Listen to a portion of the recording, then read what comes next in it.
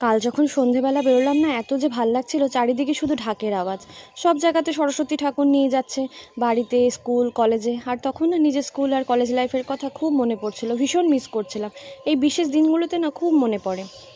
সেই দিনগুলো আর কখনো ফিরে আসবে না, বড্ড তাড়াতাড়ি বড় হয়ে গেলাম। স্কুল টাইমের একরকম মজা ছিল, কলেজ টাইমের একরকম মজা ছিল। তো যাই হোক, বাড়িতে পৌঁছে গেছি। বাড়িতে পৌঁছেই দেখি মা কত পিঠে করে রেখেছে। এই মারা যে এত এনার্জি পায় কোথায়? সময় পেলেই কিছু না কিছু বানিয়ে ফেলে। আমি তো বলি, তোমার বয়সে পৌঁছে আমার এত এনার্জি থাকবে না, এখনই এত এনার্জি নেই, আর ওই বয়সে পৌঁছে তো এত এনার্জি থাকবেই না। তো পিঠে খেতে খেতে একটু গল্প করছিলাম। আর মা বাবুর তো একটাই কথা, রিতকে নিয়ে কেন এলি না, রিতকে নিয়ে কেন এলি না। ওকে নিয়ে এলে আমি তো একটু বসতেই পারতাম না, ফোনে যতই কথা বলি। এই সামনাসামনি বসে একটু আরাম করে যে গল্প, ওকে নিয়ে এলে তো দৌড়াদৌড়ি লেগে যেত। কিন্তু মা বাবুর তো আর মন মানে না, এখন তো সবই রিত। তো মাঝখানে একটু বাবুর সাথেও গল্প করে এলাম, না হলে বলবে বাড়ি এলে খালি মার সাথেই কথা বলিস, আমার সাথে তো গল্প করিস না।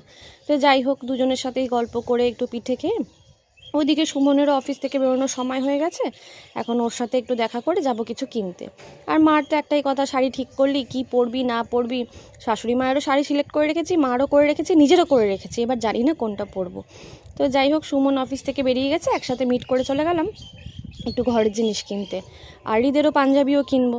তো এই ঘরের জিনিস কিছু না কিছু কেনারই থাকে, বেরোলেই মনে হয় কিছু একটা কিনি, এটা বোধহয় সব মেয়েরই রোগ। তো কেনাকাটি করা হয়ে গেছে, এখন বাড়ি ফিরে দেখি আরেকজন সমানে সংসারে কাজ করছে, সব শিখে গেছে, ঝাড়ু দেওয়া, পরিষ্কার করা।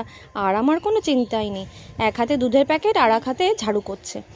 মানে কী যে বলবো, সঙ্গে সঙ্গে ক্যামেরা বন্দি করে নিলাম। বলুন তো এখন আমি কত হালকা না। আর আমাদের আজকে রাতের মেনুতে আছে হচ্ছে লুচি, ধোকার ডালনা, আলুর তরকারি আর গুড়ের রসগোল্লা। তো যাই হোক, ব্লগটি কেমন লাগলো জানাবেন, আর সকলে ভালো থাকবেন। কেমন?